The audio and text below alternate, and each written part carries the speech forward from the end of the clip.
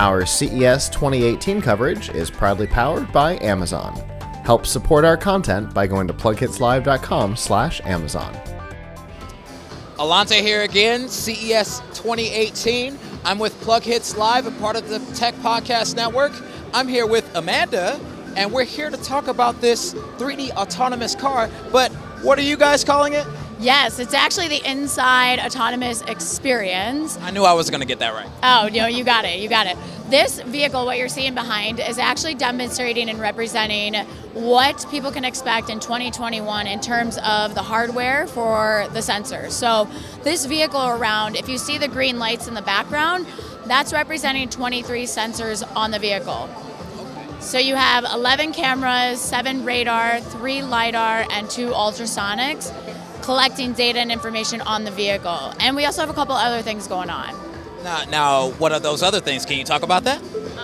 Yeah, I would love to. So what I'm super excited about is if you're familiar with Mobileye is a market leader when it comes to advanced driver assistance systems. We recently acquired them. So with them, their technology and hardware of their cameras, we can now leverage them as the eyes and Intel as the brains, so that when we come together, we can make autonomous driving do 2 things. 1, make it safer, and 2, make it more affordable.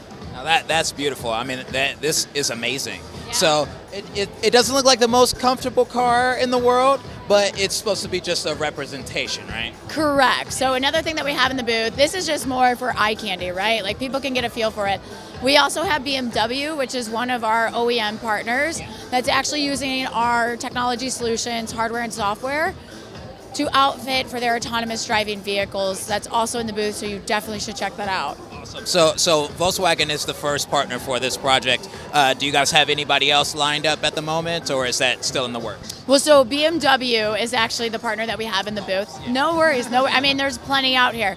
BMW, Audi, Nissan are also other partners. We do have more OEMs beyond that. It's just a matter of them sharing it with the world that they are using our technology inside of their vehicles. Absolutely. Now, can you share any specifications about what exactly we're working with here with the sensors and everything? Yeah, so a couple of things. With Mobileye, we have something called REM. It's Road Experience Management.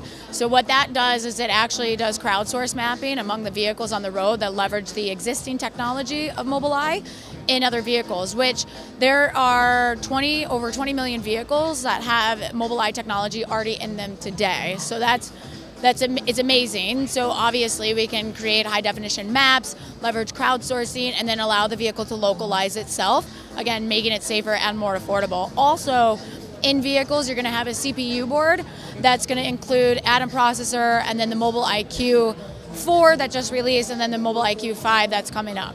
Awesome. So now, I mean, this is sounding really fantastic. I mean, I know there are many people like me who have been kind of skeptical about the autonomous car market, but it feels like as time is going on, more cars are getting on the road with this technology, which means more cars can talk to each other and all that stuff. So when do you kind of see this coming to fruition? When do you see this bad boy being an actual car that's safe to drive on the road? Yeah, so especially at CES this year at Intel, we are all about experiencing the power of data. We're more than a chip company. We process the information, we're taking in the data, making artificial intelligence, leveraging all that information. This, like I said, is 2021, a level 4 concept. Level 5, fully autonomous, you wouldn't even need necessarily a steering wheel for human takeover. But obviously the industry as a whole is really pushing to continue innovating and evolving. So I mean, we're seeing different level 2, level 3s out on the road today. It's just a matter of allowing the industry continue moving forward at the pace in which it is and innovating. It's moving fast. Yeah. So I mean, it seems like we're going to have an autonomous car life, sometime in the near future. I'm totally ready for it. I want time back on my side. I trust machines. Not everyone would trust a machine, but they're going to be smarter than humans. They already are. They are going to make decisions that aren't emotion-based. I would love to take an autonomous driving vehicle, get in it, and drive 3 hours back to my hometown in Iowa when I go home and be more productive, maybe get some sleep, watch some TV as I go by. Sounds good. That sounds like a future that I'm sure we all want. 100%. Absolutely. Well, thank you very much. You've been absolutely wonderful, and I mean this is sounding like it's just going to be absolutely amazing. Is there any other tidbits you could throw in? Anything we missed?